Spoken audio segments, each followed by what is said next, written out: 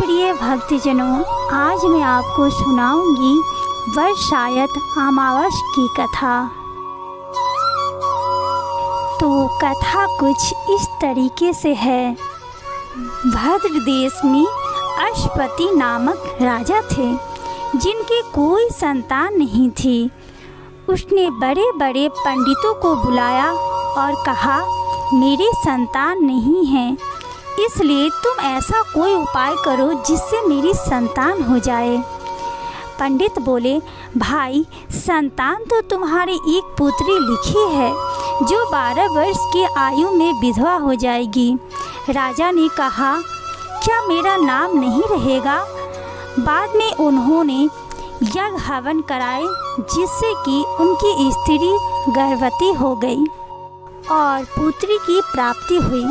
तो पंडितों ने उनकी जन्मपत्री देखकर कहा, जिस दिन यह कन्या 12 वर्ष की होगी, उस दिन उसके विधवा हो जाने का योग है, इसलिए इसे पार्वती जी और वर्षायत अमावस की पूजा कराना। जब सावित्री बड़ी हुई तो उसका विवाह सतवान के साथ कर दिया गया। सावित्री के सास ससुर अंधे थे, उसकी वह बहुत सेवा करती थी और सतवान जंगल से लकड़ी तोड़कर लाया करता था। और सावित्री को पता था कि जिस दिन वह 12 साल की होगी, उस दिन उसके पति की मृत्यु हो जाएगी।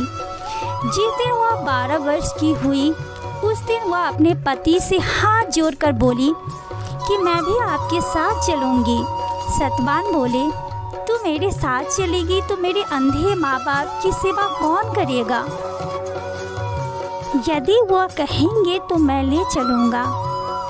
वह अपने सास ससुर के पास गई और बोली कि मैं भी आज अपने पति के साथ जंगल जाना चाहती हूँ।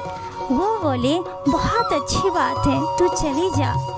जंगल में जाकर सावित्री लकड़ी तोड़ने लगी, लेकिन सतवान पेड़ की छाया में सो गया। उस पेड़ पर सांप रहता था, उसने सतवान को डस लिया। सावित्री अपने पति को गोद में लेकर बिलख बिलख कर रो रही थी। उसी समय महादेव और पार्वती जी वहाँ से होकर जा रहे थे। सावित्री उनके पैर पकड़ ली और बोली कि मेरे पति को जिंदा कर दो। वह बोले, आज वर्षायत की अमावस है, तू उसकी पूजा करेगी तो तेरा पति जिंदा हो जाएगा। फिर वह खूब प्रेम से पूजा करने लगी और बर के पत्तों का गहना पहना, जो हीरे मोती के हो गए। इतने में ही यमराज आ गए और उसके पति को ले जाने लगे। सावित्री ने उनके पैर पकड़ लिए। यमराज बोले कि तू वरदान मांग। सावित्री ने कहा, मेरे माँ बाप को पुत्र नहीं है, वो पुत्रवान हो। यमराज बोले, तथास्तु, हो जाएगा। फिर बोली, मेरे सास ससुर अंधे हैं, उनके नेत्रों में ज्योति आ जाए।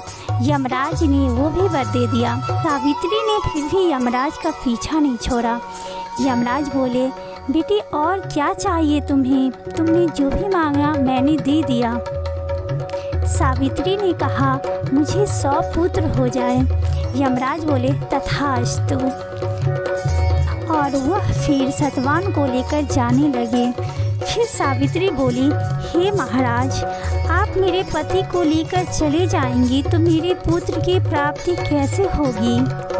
फिर यमराज बोले, हे स्त्री, तेरा सुहाग तो नहीं था, परंतु यह वर्षायत अमावस करने से और पार्वती जी की पूजा करने से तेरा पति जीवित हो जाएगा। और उसका पति जीवित हो गया।